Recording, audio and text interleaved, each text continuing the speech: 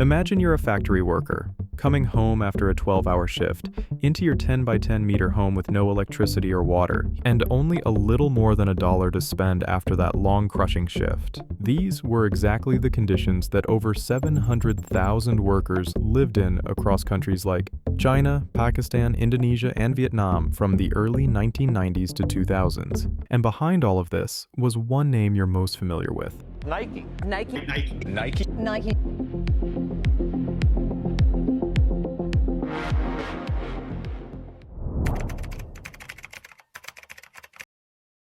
You see, we all know about Nike and use its products daily, but the thing that a lot of us don't know is that a big part of Nike's production system is built on outsourcing. The company doesn't make all of its products in the United States or Europe. It also pays several factories in developing countries like Indonesia and China to do the work. And that's how it manages to keep its costs low and profits high. But it all came at a cost that they'll soon pay, because in the early 1990s, this whole production system was more like modern-day slavery. In Indonesia, where Nike had several contractors, workers were paid as little as 14 cents an hour, far below even the legal minimum wage. The average worker made less in a day than the cost of one pair of Nike shoelaces sold in the US. The shifts often lasted 12 to 16 hours, 7 days a week. Anybody who refused overtime got punishment or even lost their job. The conditions inside the factories were even worse. There were no air filtration systems in place. The air was filled with the smell of strong adhesives and industrial glue. In Vietnam, investigators found that workers were breathing in toxic fumes from chemicals like toluene and acetone, which caused dizziness, headaches, and long-term respiratory problems to the workers. Safety gear was also rare. Workers often handled chemicals with their bare hands and without masks. Fainting was so common among workers that managers sometimes had to keep buckets of water nearby to wake people up. In some places, workers were even denied their basic human needs. They were not allowed to leave their stations to drink water or even use the toilet. On top of that, some places even had children as young as 12 years old as workers, doing labor in such harsh environments.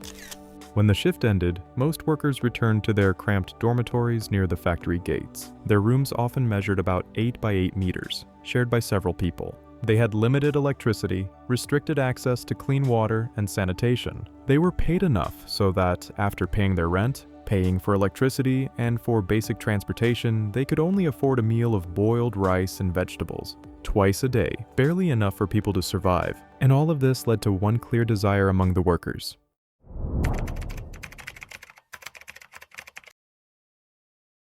See, the problem was not the work itself. Workers loved to work, but they wanted something very basic.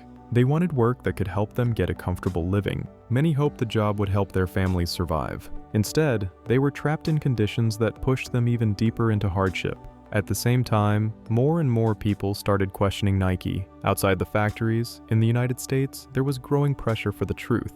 Reporters asked for accurate information about how Nike makes its products. Human rights groups also pressured for transparency about their overseas factories that had never been shown to the public. But making this happen took time, and far more effort than just requesting Nike to make these changes. Many people had to work together to push for answers. But none of that was easy, and there were many obstacles in the way, and here's exactly why.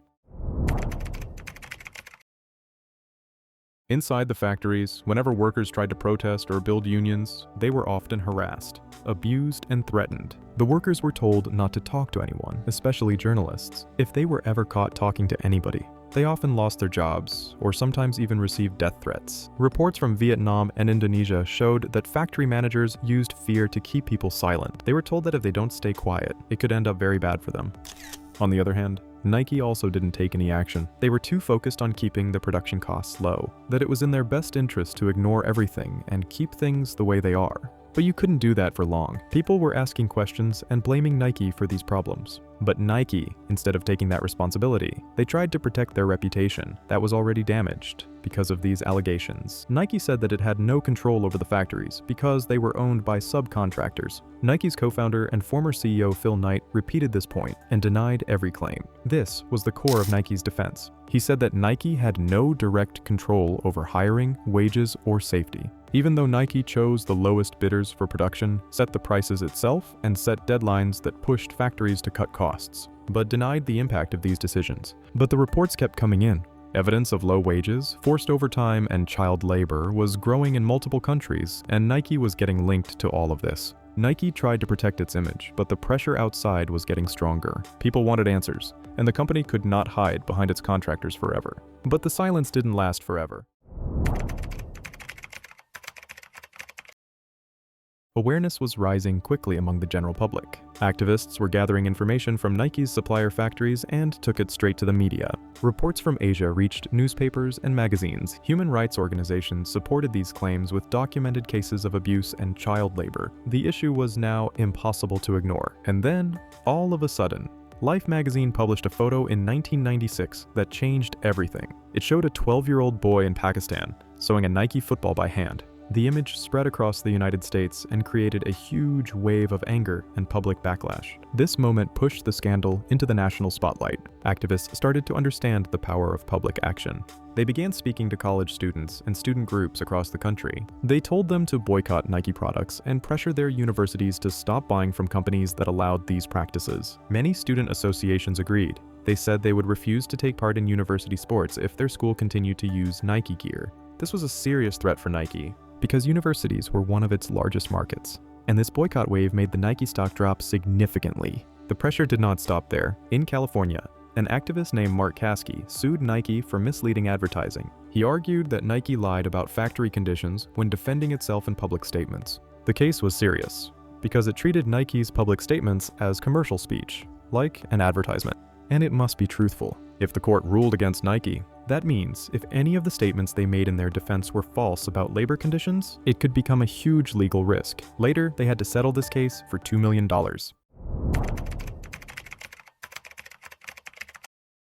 All of this pressure forced Nike to change its position. After years of denial, the company decided to fix the problems. The backlash, the public anger, and the financial loss made it clear that the old approach was no longer possible, and that something needed to be done quickly. The turning point came in 1998.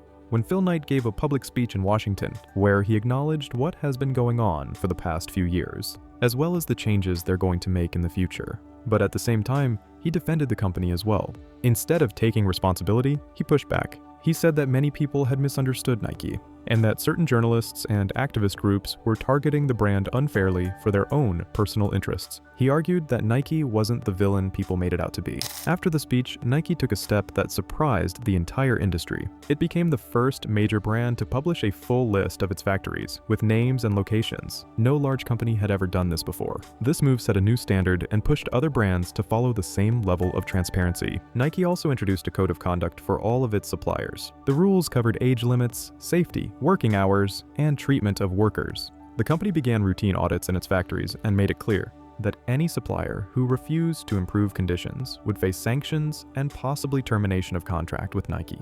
Nike said it wanted its suppliers to follow basic health and safety standards similar to those in the United States. Nike also helped to create the Fair Labor Association, which focused on independent monitoring and regular inspections of factories. This gave the public a clear way to verify the conditions inside the factories that are linked to major brands. It also pushed the rest of the industry to follow similar standards. The US government also played a key role by using its trade power. The US threatened to take away special tariff privileges for Indonesian exports, unless the Indonesian government addresses the human rights issues in its factories. In response to this external pressure, the Indonesian government focused on the minimum wage, which led to real wages doubling in the country. This helped workers cover basic needs and showed how government action could lead to quick improvements that boycotts alone could not achieve, even though conditions in many Nike factories are better today than they were in the 1990s. Factories have clearer rules and more oversight, but wages still remain the hardest problem to fix. Improving the physical environment was a one-time upgrade. Raising wages is a constant cost, and companies avoid it. Since 2020, Nike has faced new claims